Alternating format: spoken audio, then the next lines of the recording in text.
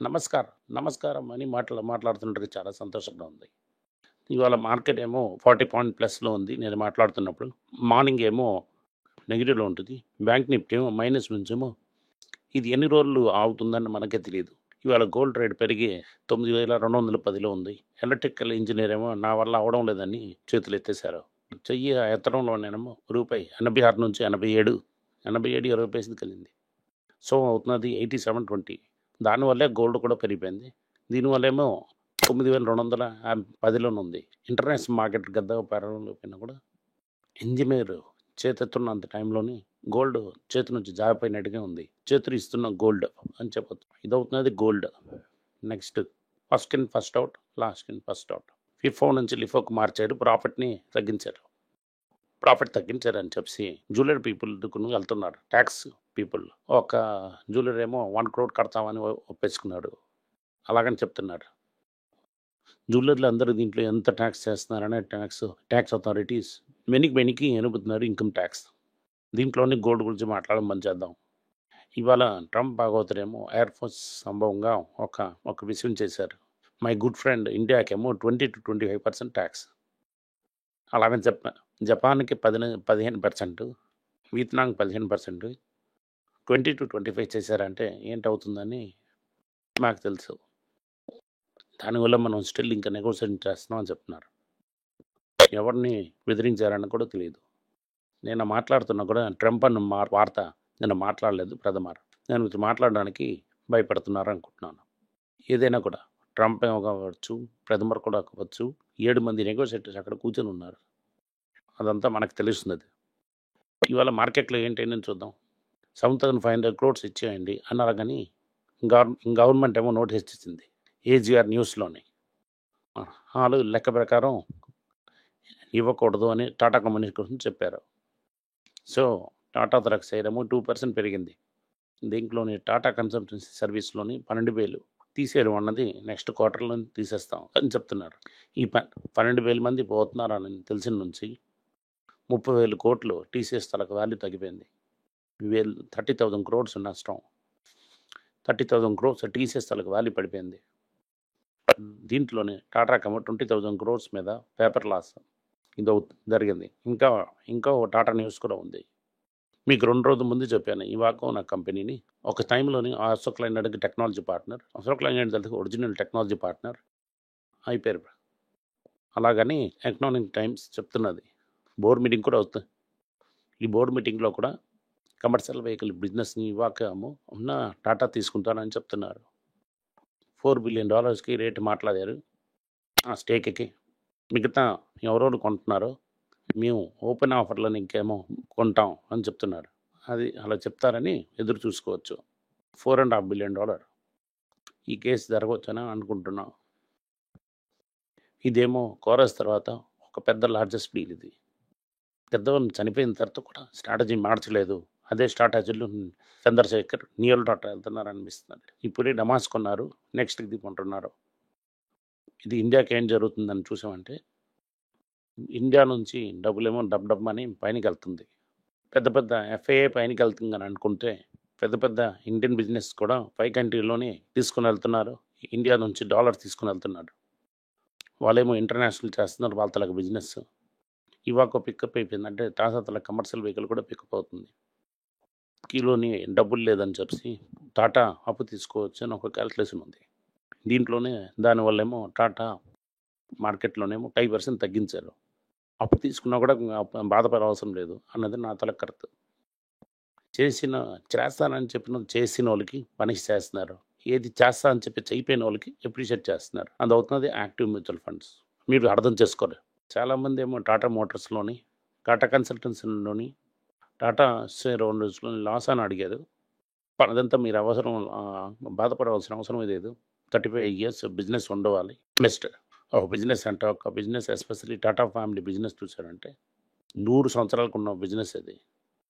1907లో ఆరంభించిన steel company ఇవాళ కూడా పనిచేస్తున్నది. ఇంకా పులిస్ ఎక్స్ట్రా స్టీల్ ఏం చేయాలని తెలియకుండా లోకోమోటివ్ స్టార్ట్ చేశారు. ఇంకా నడియా రైల్వే స్టేషన్లోనేమో టాటా లోకోమోటివ్ ఉన్నది. మీరు పోయి చూసారంటే మీకు తెలుస్తుంది. ఈ లోకోమోటివ్‌ని చేయకూడదని గవర్నమెంట్ చెప్పిన తర్వాతేమో బెంజ్‌తోని వెళ్లి టై అప్ చేసిందే ఈ టాటా కమర్షియల్ వెహికల్. ఇప్పుడేమో చాలా లాంగ్ డిస్టెన్స్‌కొచ్చేసారు. దీనివల్ల ఆ కంపెనీకి బాధకం ఎట్లేదన్నది మీరు అర్థం చేసుకోవాలి. కమోటర్స్ ఏమో డీప్ పాకెట్స్‌తోని ఉన్నారు. డెఫినెట్‌లీ కాపాడతారని మనకు సందేహం లేదు. ఈసారి లాస్ అవుతుందంటే అవ్వదు. కానీ కొన్ని కంపెనీ ఏమో వాళ్ళే నష్టం చేసి వాళ్ళకే లాస్ అంటే వీళ్ళకి కూడా లాస్ రావచ్చు. ఇలా రిసర్చ్ చేసిన 3 కంపెనీల్లోని వీళ్ళు చాలా స్ట్రాంగ్ పొజిషన్‌లో ఉండడం వల్ల ఇంకా పెద్ద లాస్‌కి అంత ఇది లేదు. ఎలాంటి తలకు రిజల్ట్స్ వచ్చింది. Super results. నేను ముందే చెప్తున్నట్టుగా ఇండియాలో వాళ్ళకి అంత వ్యాపారం లేదు. అంతా గల్ఫ్‌లోనే వ్యాపారం చేస్తున్నారు. రూ గల్ఫ్‌లోని రూపాయికి ఎగ్నెస్ట్‌గా డాలర్ ఉండడం వల్ల లాభం కూడా ఎక్కువ ఉన్నది. 30% వాళ్ళ ప్రాఫిట్ పెరిగింది Q1లో. ఇవాళ స్టాక్ ఏమో 3-4% పెరిగింది. చాలా కాలం ముందు మనం కన్సిడర్ చేసింది ఇప్పుడు గుండు సూదది. ఆ గుండు సూదిని మనం వేరేకి చూద్దాం. ఇప్పుడేమో వాళ్ళు నాట్ ఓన్లీ సాఫ్ట్‌వేర్‌లో కూడా కాదు, ఇంజినీరింగ్‌లో కూడా ఫైర్ వచ్చి స్టార్ట్ అయిపోయింది. ఇండియాలోని బిజినెస్ ఉండకపోవడం వల్ల. ఏషియన్ పెయింట్ తాలూకా రిజల్ట్స్ వచ్చింది. క్వార్టర్ ఆన్ క్వార్టర్ ప్రాఫిట్ పెరిగినా చూపించినప్పుడు కూడా ఇయర్ ఆన్ ఇయర్ నష్టంగా ఉంది. మార్కెట్ దానికి ఇది చేసి 3% కొట్టారు క్రిందకి. ఇప్పుడు కష్టపడి మళ్ళీ స్టాక్‌ని మీద పెంచారు. పైన ఉంచినా కూడా పడుతుంది.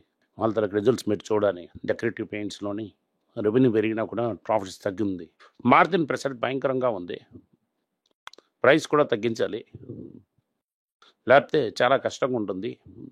ఏషియన్ పెయింట్స్ పెద్ద share holder Reliance, active mutual funds మీ తల మీద కట్టి వెళ్ళిపోయారు. మీ గతి ఏంటన్నది బిల్లా ఓపస్ ఎలాగెళ్తుందన్నది దానివల్ల మనం చెప్పవచ్చు ఏంటని. దీనివల్ల వెయిట్ చేస్తాం. బిల్లా ఓపస్ ఏమో 4 ప్లేసెస్‌లో ప్లాంట్ చేసి 10,000 crores ఇన్వెస్ట్ చేసి వసూలు చేయడం ప్రారంభించారు. నా డెస్క్ ఒకే రోజులోని 26% డౌన్. వాళ్ళకేమో Q2లోనే అమెరికాలోని సేల్స్ తక్కువ. అలాగనే అమెరికాలో రేట్ చెప్పారంటే మీరే మీ తరకు సెమీ గ్లూటెన్ చేయొచ్చు. లోకల్ ఫార్మర్స్ ఎంత చేయొచ్చు. షార్టేజ్ ఉంది. అలాగనే షార్టేజ్ ఉండడం వల్ల మేకంట్ ఉన్నా కూడా ఆ ప్రోడక్ట్ మీరు చేయాలనడం వల్ల ప్రాఫిట్ గట్టిగా దెబ్బతగిలింది. సేల్స్ కూడా తగ్గుతుందన్న దాంట్లోని గైడెన్స్‌ని తగ్గించారు. లాస్ట్ సీఈఓ ఏది చెప్పకుండా సడన్‌గా రిజైన్ అవ్వడం వల్ల కొత్త సీఈఓ కూడా వచ్చారు. దీనివల్ల ఈ స్టాక్‌లో పెద్ద కన్‌ఫ్యూజన్. ఇది లాంగ్ టర్మ్‌కి ఇది చాలా స్టడీగా ఉన్న స్టాక్ ఇది. ఈలో ఇంకా చాలా డ్రగ్స్ వీళ్ళు రెడీగా ఉంచారు. డయాబెటీస్ మార్కెట్ ప్రపంచం అంతా డామినేట్ చేయడంలోని నోవో నార్డిస్క్ తరక ఫౌండింగ్ ఫ్యామిలీ టాటాస్ లాగా షేర్స్ ఏమో ట్రస్ట్‌లో ఉంచారు. ఎవరు కూడా తీయడం అవ్వదు. వీటి వల్ల సేఫ్ కంపెనీ. రేటు భయంకరంగా పడింది.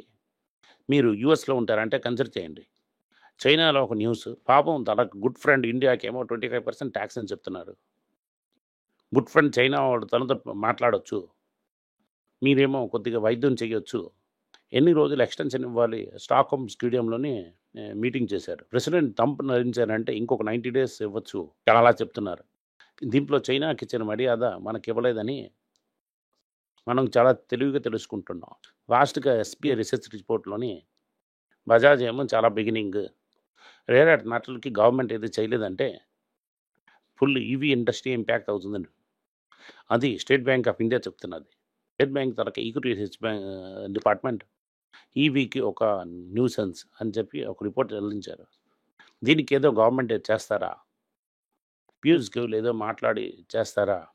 మనం చూద్దాం. కానీ పీయూష్ గోయల్‌కి చైనీస్ కామర్స్ మినిస్టర్ అపాయింట్మెంట్ ఇవ్వడం లేదు. ఎక్కడ పోయి రేర్ ఎర్త్ మెటల్‌కి పీయూష్ గోయల్ ఎన్నుకుతారన్నది రాజీవ్ బజాజ్ ఏం చెప్తున్నారు. ఇదేలాగా ట్రెండ్ కంటిన్యూ అయిందంటే ఆగస్ట్‌లో జీరో ప్రొడక్షన్ ఉంటుంది. ఎలాగైనా దేశానికి మంచి చేయాలని ఎక్కడి నుంచి రేర్ ఎర్త్ మెటల్ తెచ్చుకొని వచ్చారంటే థ్యాంక్ యూ. నమస్కారం.